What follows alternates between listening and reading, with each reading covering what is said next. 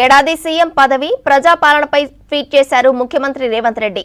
పోరాటాలను, ఉద్యమాలను, త్యాగాలను, ఆత్మ బలిదానాలను, ఆకాంక్షలను, ఆశయాలను అన్నింటినీ కలిపి వీలునామాగా రాసి డిసెంబర్ 7న 2023 నాడు తెలంగాణ నా చేతిల్లో పెట్టిందంటూ ట్వీట్ చేశారు సీఎం రేవంత్ రెడ్డి.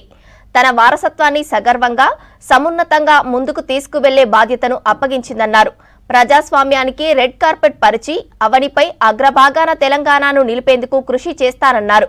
నిరంతరం జ్వలించే ఈ మట్టి చైతన్యమే స్ఫూర్తిగా విరామం ఎరుగక ముందుకు సాగిపోతానంటూ ట్వీట్ చేశారు సీఎం రేవంత్ రెడ్డి.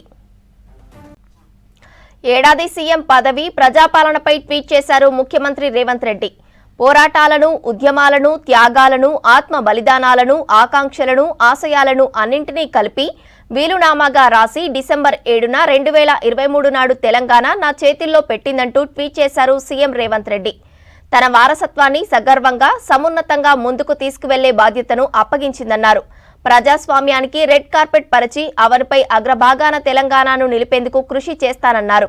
నిరంతరం జ్వలించే ఈ మట్టి చైతన్యమే స్ఫూర్తిగా విరామం ఎరుగక ముందుకు సాగిపోతానంటూ ట్వీట్ చేశారు సీఎం రేవంత్ రెడ్డి.